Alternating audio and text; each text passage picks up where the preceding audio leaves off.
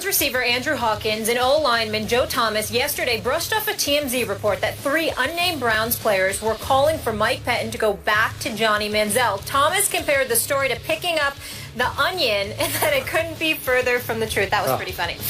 Skip, should Manziel be the Browns quarterback? Look, Stephen A., obviously I'm a Johnny fan. I want to see him play football. I want to see him start games, but not get thrown into this disaster that is the Cleveland Browns. Because, look, the handwriting's on the locker room wall. Mike Patton, Ray Farmer did not want to draft Johnny Manziel, and they do not want to bet their futures on Johnny Manziel. So this is a losing proposition here. And they just today announced that they signed that kid, Austin Davis, who started 8 games for the Rams last year. 2-year extension, gave him $500,000 guaranteed, 4.2 overall. It's not huge money, but they're showing you that they like him more than they like Johnny Manziel. They want to keep him in the fold as a possible starter going into next year. Ditto. That's all I have to say. I'm looking at the schedule. San Diego, Baltimore, Denver, St. Louis, Arizona, Cincinnati, and Pittsburgh. Those are your next 7 games. You shouldn't want to see Johnny Manziel in there, because if you said otherwise, I was going to sit up here and ask you, I was going to read out these games. You're going to say to you, do you really want Johnny Manziel in there at this particular moment? But I think he wants to. I don't think so, but I know he wants to be in there. Well, sure he does. I know he wants to. And I do believe some of his teammates would like to see him in there. I know a whole bunch of those fans. It would be much more fun to watch them lose with Johnny than lose with McCown. Let me show you this. They will see him. Against these defenses, I promise you, McCown's not going to last. might not last. Manziel will be back in. No, God bless him. God bless him. We don't wish anything. I'm not talking about him getting hurt. He's just going to get taken that game. Johnny could win more games than McCown? I don't think either of them can win more games. You're probably right about that, too. It's more about the team as a whole than the quarterback. The team stinks offensively. Totally get it. Great having you in studio. Let's make it a thing. I might think about coming back tomorrow. It depends on how Skip acts. Well, I don't know about that outfit. You must be crazy. The Federal Appeals Court has granted a request by the NFL and NFLPA to expedite a hearing on the league's appeal of the ruling that struck down the Tom Brady suspension. The move basically guarantees Brady will play the entire regular season and postseason without the threat of being suspended for his role in Deflategate. Good news for Brady and the Patriots, considering that the wild card playoffs begin January 9th, 2016. The AFC and NFC championship games are set for January 24th, and the Super Bowl is scheduled for February 7th. Right now, the earliest the appeal will be heard is the week of February 1st. Stephen A.? Well, I think the time has arrived to concede that Skip Bayless was absolutely right. Thank you. I think the time has arrived. Well, I mean, if it means so much to you, congratulations. Okay, you were right about Tom Brady winning this case. Because as far as I'm concerned, the NFL has officially lost. Even when Judge Richard Berman came down with the decision to rescind Roger Goodell's 4-game suspension, okay, and you know, on September 3rd, here's the bottom line. At the end of the day, you're thinking that the NFL still has a right to appeal, and the appeal could end up being heard before the playoffs, and Tom Brady can end up suffering the consequences. This essentially ensures that Tom Brady is not going to be affected in terms of being on the field for the entire season. It is time for the NFL to cut bait and to drop this all together. Oh, really? And let me tell you something. I'm gonna go a step further here, because here's the reality, Skip.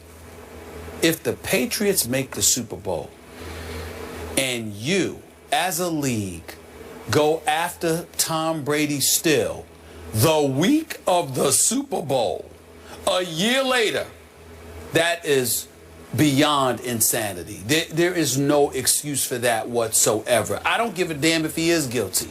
You need to leave him alone. To bother us over Deflategate next February, after all of this happened last January, that's just, you know, that is nothing short of a witch hunt. If you do that, that's a witch hunt. Now, if you want to appeal and appeal and appeal because you wanted it to affect him some game this season, that's fine.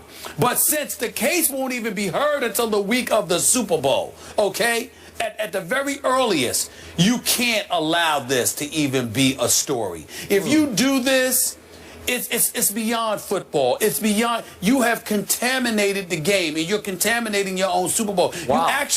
You actually deserve. It won't happen, of course, because we'll all watch. But I literally literally wouldn't blame America for boycotting the Super Bowl. Stop it. No. Of course it's not going to happen. Let's not get ridiculous. Okay. It's not going to happen. But I said I would not blame the American public, the world, if they boycotted the Super Bowl, if the NFL allowed this to be a story the first week in February. Come on now. Just drop just drop it. So what percentage of American NFL, or not American, let's do worldwide NFL fans, what percentage still believe Tom Brady knew about it and lied about it? I think more than 50%. Okay, so to your point, see, then more than 50% of the people would applaud the NFL for continuing to hang in. I disagree because, Skip, I don't believe that the quarterback knew nothing. I just don't believe he actually said deflate the footballs below PSI levels of 12 and a half. What I'm saying to you is this. I don't care, and I think I speak for a lot of folks out there who simply don't care. Now that football has started, we want to see Tom Brady out there performing. We don't care anymore. The NFL had the offseason to handle their business. Okay. You failed in that quest. Let it go. To allow it to become a headline.